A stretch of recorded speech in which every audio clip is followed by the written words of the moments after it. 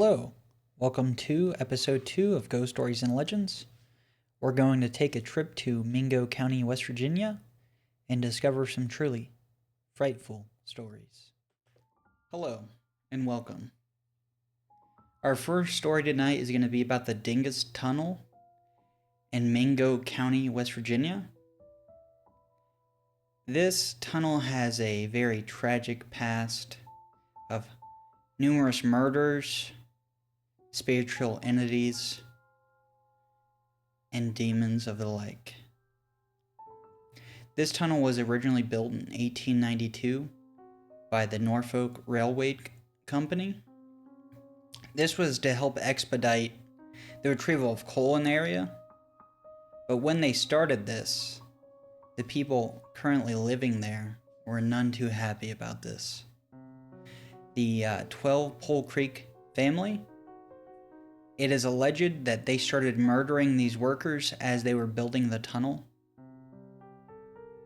And from there, the tragic history only gets worse. After this train was built, it worked for a little while, and then in 1889, there was a tragic train accident where 2 people lost their lives. Correction, 3 people. And then in 1905, 7 more people died in this tunnel from another train crash. After this, life went on for a little bit, and then in 1905, the company decided that they were going to stop using this tunnel. There wasn't enough production coming from these coal mines, so they decided to relocate down the road and build another train line. In 1913, the local people finally decided that they were going to start using it for personal travel. So that's what they did. And so they ripped out the train tracks and started driving their horses and buggies, and then eventually cars. So the thing about this tunnel is that it is a mile long, and it only has room for 1 car at a time. So if you're in the middle of this tunnel in the middle of the night and you only see headlights on the other side, you have to reverse all the way back. From 1900 to 1972, at least 17 lawmen were murdered in this area, to just add on to the deaths that are attributed to this region of West Virginia. After 1972, probably a little bit before that, I would say 1950s, the locals started being tormented, especially during Halloween, because people knew about this tunnel and they knew about these tragedies. So they thought it would be a funny prank to block one entrance of the tunnel and ensure that the citizens on the other side could not go through, and they were trapped there on Halloween night. It's been reported over the years that there's spirits of little girls, men and workers, and even a man hanging from a noose to scare you in the night. Would you be brave enough to go check that out? Well, I was. By accident, of course.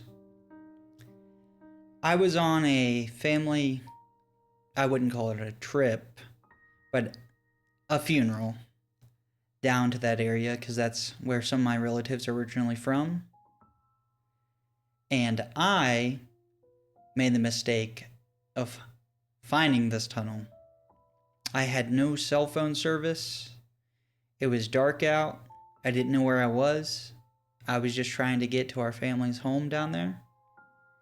And so I parked probably 15 feet away from this tunnel. And all I could see is darkness. But I thought, that's a strange tunnel, nothing more about it. Little did I know the tragic history of this tunnel. I ended up having to drive down the road and phoning my cousin to come grab me And when she heard where I was, she said, "I have a story for you." And so when they finally grabbed me from the other side of this tunnel, when we got back, I was so thankful. I had no idea about the history of this tunnel. And that's our first story tonight. Get ready for more. For our second story today, this is going to be a personal story that my grandfather told me when I was a young boy, because I always believed that his house was haunted whenever I was there. Maybe in a future episode, we'll dive into all the paranormal events that I witnessed personally, but we'll save that for later. So my grandfather tells me that when he was a young child, his mother took him fishing because that was something you did in West Virginia. Marbone Creek. They didn't have very much, so they decided to go fishing at night. And they were out there for a few hours. And it's extremely dark. There's no lights. The only thing there is a lantern flickering in the night. And as they're fishing, they see something coming out of the woods across the creek. And it starts to come into sight that it looks like a man, but the thing is all white and glowing. So immediately, my grandfather is terrified. He doesn't know what it is. And his mother was just something else. She was hard as rock. Immediately, she tells him to grab all his things, and they start running. But when they start running, this apparition didn't stay on one side of this creek. It started floating across the water towards them and chasing them as they're running through the mountains of West Virginia for their lives. After a couple miles, they finally turn around and it's gone. My grandfather told me that is the only paranormal event that he has seen with his own eyes his entire life. And he told me this when I was a small child, and that really, it stuck with me all these years. And that's my grandfather's story. For our next story, we're going to Fayette County, West Virginia, near the New River Gorge National Park. Billy Humphreys, an avid hunter and former U.S. Marine, decided to put out food to attract local game in the area. What he started to notice is that something kept taking this food every night. All of it, completely gone. Billy decided that he was going to figure out who or what was doing this. So he went to his blind and he set up a camera and a light attached to a tree about 9 foot high in front of his blind. So as Billy's setting in for the night, he hears the forest go eerily quiet, and he texts his wife this. Then suddenly, he hears something approaching from the rear left side of his blind. The only thing he can distinguish is that this thing is massive. Super heavy footprints. And as he's sitting there, he texts his wife that he thinks a bear is approaching his blind. And whatever this was decided to go from the left side to the rear to the right side. And when it gets to the right side of his blind, he can see this shadow of this monstrous creature. And he texts his wife about this. And this creature wanders off. So Billy decides, I'm going to stick around the next night and figure out what exactly this is. Same thing happens. Left to right of the blind, and then it wanders off. Well, the third night, his wife informs him that she's getting off work early and she wants to come check this out to see if she can help him. So as they settle into this blind, no later than 15 minutes, they see this creature. And this creature looks like your typical cryptid, I should say. Well, what I wasn't expecting, and you weren't expecting, is that they captured a photo of this creature. As this creature's standing probably 25 to 50 feet away, they snap a picture of it. And I'm not sure if this thing notices them, but it decides it's not gonna stick around to find out who these people are, and it wanders off. And a couple minutes later, they hear this monstrous yell.